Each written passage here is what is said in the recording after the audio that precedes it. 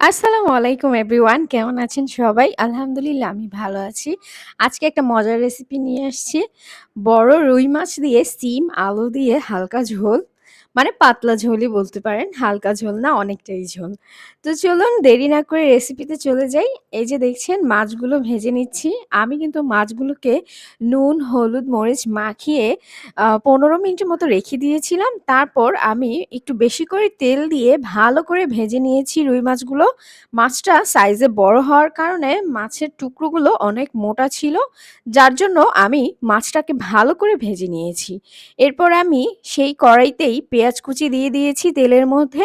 তারপর পেঁয়াজটা হালকা লাল হয়ে আসলে আমি এখানে আদা রসুন বাটা ও জিরা বাটা, যেটা কিনা আমার একসাথে ব্লেন্ড করা থাকে, সেখান থেকে পরিমাণ মতো অ্যাড করে দিলাম। তারপর দিয়ে দিলাম স্বাদ মতো লবণ। এরপর ১ চা চামচ মরিচের গুঁড়ো, ১ চা চামচ ধনিয়ার গুঁড়ো ও আধা চামচ হলুদের গুঁড়ো এখানে অ্যাড করে দিয়েছি।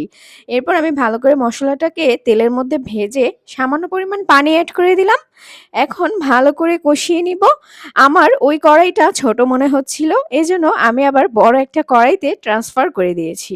এরপর আমি কিছু সিমি মটর, যেটা আমার ফ্রিজে ছিল, আমি সেটা অ্যাড করে দিয়েছি।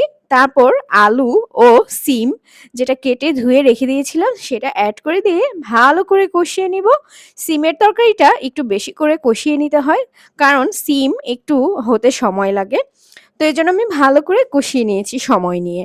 এখন আমার কষানো শেষ হয়ে গিয়েছে। আমি পর্যাপ্ত পরিমাণের পানি অ্যাড করে দিয়েছি। এখন আমি ভাজা মাছগুলো এখানে দিয়ে দিব। দেখেন মাছের মাথাটা কত বড়! আমার এই মাছটা ২.৫ কেজি ওজন ছিল। আমি আমার ভালো লেগেছে বলে বাজার থেকে নিয়ে এসেছিলাম। যাই হোক, এবার আমি টমেটো অ্যাড করে দিচ্ছি। তো আরেকটু জাল করে নিব আমি তরকারিটা। তারপর আমি পর্যাপ্ত ঝোল রেখে লবণ চেক করে নামিয়ে নিব। এই তো দেখেন আমার তরকারি কিন্তু আমি নামিয়ে নিয়েছি।